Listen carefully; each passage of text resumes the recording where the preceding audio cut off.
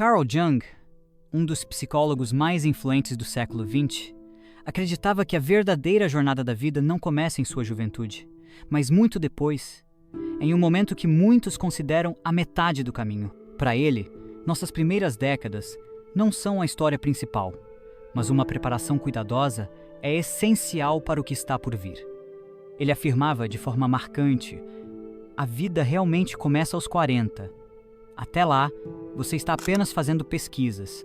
Essa ideia provocativa e desafiadora convida à reflexão. Será que passamos os primeiros anos da vida apenas ensaiando para algo maior, enquanto a sociedade nos ensina a temer o envelhecimento e a tratar a meia-idade como sinônimo de crise e declínio? A cultura popular frequentemente associa essa fase da vida a clichês de causa existencial, decisões impulsivas e tentativas de agarrar a juventude que escapa pelos dedos. Mas e se estivermos interpretando tudo errado? E se, como Jung sugere, a meia-idade não for uma crise, mas um despertar? E se, longe de ser um final, for na verdade um início, um convite para uma nova maneira de viver?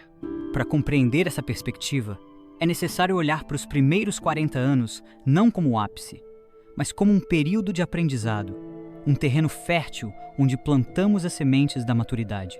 Pense nessas décadas iniciais como uma fase de intensa exploração. É um tempo de absorver ideias, construir identidades e descobrir como o mundo opera. Durante esse período, reunimos experiências, moldamos nossos valores e buscamos incessantemente respostas para perguntas que nos definem.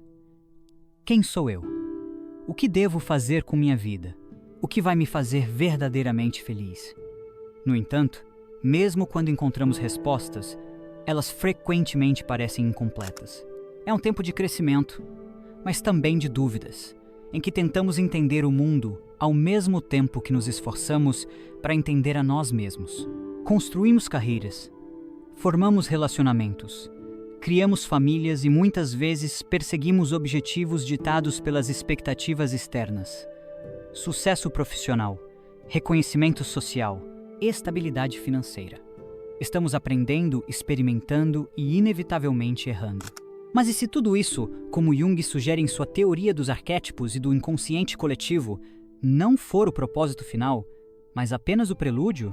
E se todas essas experiências forem as peças de um quebra-cabeça, que começa a fazer sentido somente quando chegamos a essa fase de transição? Ao se aproximar dos 40 anos, muitas pessoas começam a perceber que as prioridades que antes pareciam fundamentais começam a perder a força. Subir na carreira, atender às expectativas dos outros, corresponder a definições externas de sucesso e felicidade, essas metas, tão urgentes no passado, podem se tornar questionáveis. E quando isso acontece, não seria esse o momento de parar e se perguntar: tudo isso foi realmente para mim? Ou vivi conforme as regras e valores de outros?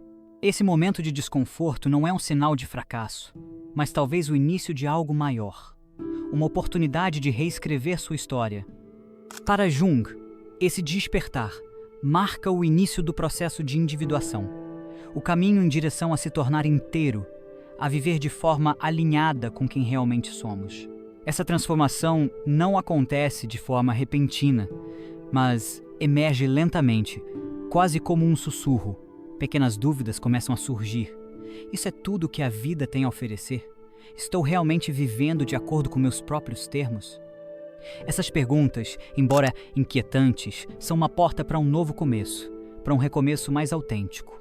Em uma noite tranquila, sozinho, ou talvez ao celebrar um marco na carreira ou um aniversário importante, certas perguntas começam a surgir, silenciosas, mas profundas. O que eu realmente quero? Estou vivendo a vida que deveria? Essas perguntas não são passageiras. Elas não se dissipam com o tempo, como outras dúvidas superficiais. Pelo contrário, tornam-se mais intensas, exigindo atenção, pedindo respostas. E essas respostas, por sua vez, nos desafiam a olhar para dentro de nós mesmos de maneiras que talvez nunca tenhamos ousado antes. O mundo ao nosso redor pode chamar esses momentos de questionamento de uma crise de meia-idade. É fácil rotular essa fase como um colapso, algo a ser temido ou evitado. Mas, para Carl Jung, isso não é uma crise. É uma oportunidade. E se tudo o que sentimos nesse período, as dúvidas, os desafios, as mudanças, for, na verdade, o que precisamos para finalmente nos tornarmos quem sempre deveríamos ser, em memórias, sonhos, reflexões, Jung oferece uma visão transformadora sobre esse período da vida. Para ele, a meia-idade não é o começo do fim, mas o início de algo muito mais autêntico e significativo. Para entender essa perspectiva, é necessário refletir sobre como vivemos a primeira metade da nossa existência. Durante esses anos iniciais, estamos ocupados construindo aquilo que Jung chamou de persona. A persona é a identidade externa que mostramos ao mundo, moldada por nossa criação, cultura e pelas expectativas sociais. É a máscara que vestimos, a versão de nós mesmos que busca aprovação, que se esforça para se encaixar e alcançar o sucesso aos olhos dos outros. É uma construção necessária, pois sem ela não aprenderíamos a navegar pelas dinâmicas sociais ou a estabelecer as bases de uma vida adulta. Mas, como Jung enfatiza, a persona não é o nosso eu completo. Ela é apenas uma máscara, um papel que desempenhamos. E, embora seja útil, não representa a totalidade de quem realmente somos. O problema surge quando nos tornamos excessivamente identificados com essa máscara, confundindo-a com nossa verdadeira essência. Então, à medida que avançamos para a meia-idade, algo começa a mudar. As fissuras na persona começam a aparecer. Os papéis que desempenhamos, o profissional bem-sucedido, o pai ou a mãe dedicado, o parceiro confiável, passam a parecer limitadores. Surge uma inquietação. Começamos a perceber que há mais dentro de nós do que a imagem que projetamos. E é nesse momento que inicia o verdadeiro trabalho interior. Jung descreveu esse processo de ultrapassar a persona como individuação. A individuação é uma jornada para integrar todas as partes de nós mesmos. Não apenas aquelas que consideramos socialmente aceitáveis, mas também os aspectos sombrios e ocultos que ignoramos ou reprimimos. Em O Homem e Seus Símbolos, ele chamou esses aspectos de sombra. A sombra contém tudo o que rejeitamos sobre nós mesmos. Nossos medos, inseguranças, desejos não realizados, partes que nos incomodam e que preferimos esconder. Encarar a sombra não é fácil. É desconfortável, até mesmo doloroso, porque nos força a confrontar verdades que evitamos por muito tempo. Mas Jung acreditava que somente ao reconhecer e aceitar essas partes de nós mesmos poderíamos alcançar o crescimento genuíno. É nesse confronto, nessa aceitação, que reside o caminho para nos tornarmos inteiros.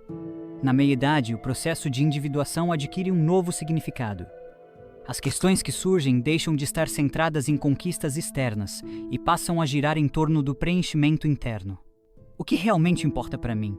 O que quero deixar para trás? Que tipo de vida desejo criar?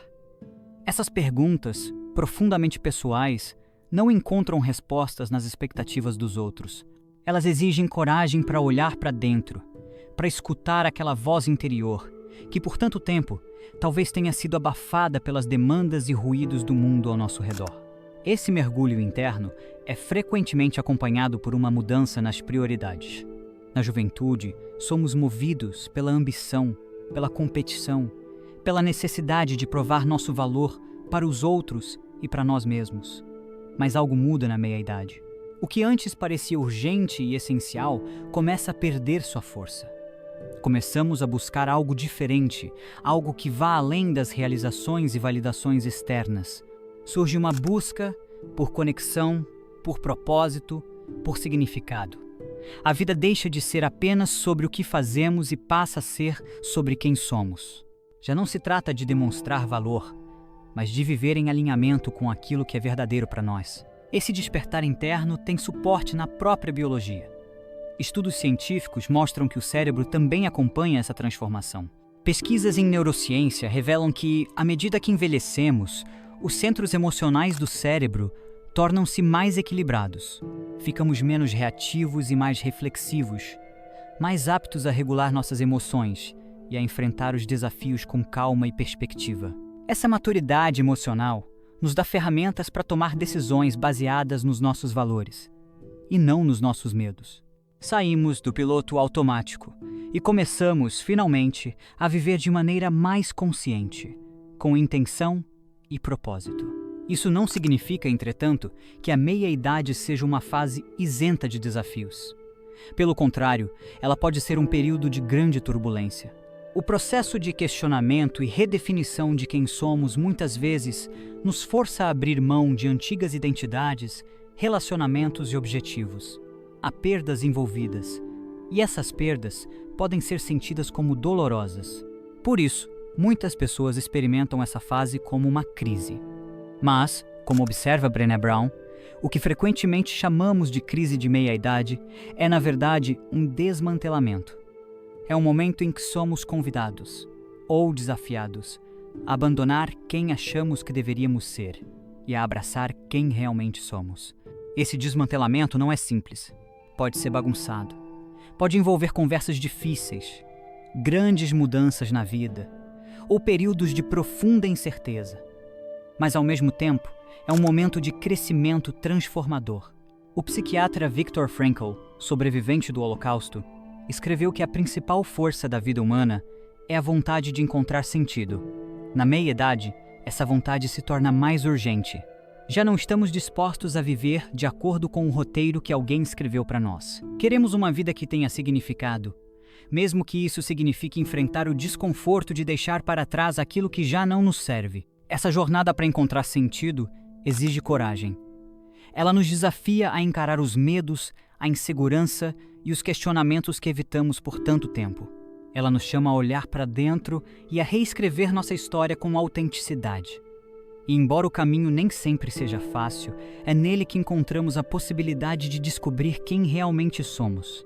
O medo do julgamento, o medo do fracasso, o medo de mergulhar no desconhecido, esses medos têm o poder de nos paralisar, de nos impedir de avançar.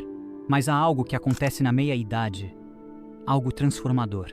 Esse período da vida oferece a chance de enfrentar esses temores de frente, de encará-los com coragem e, finalmente, reescrever a história que contamos sobre nós mesmos.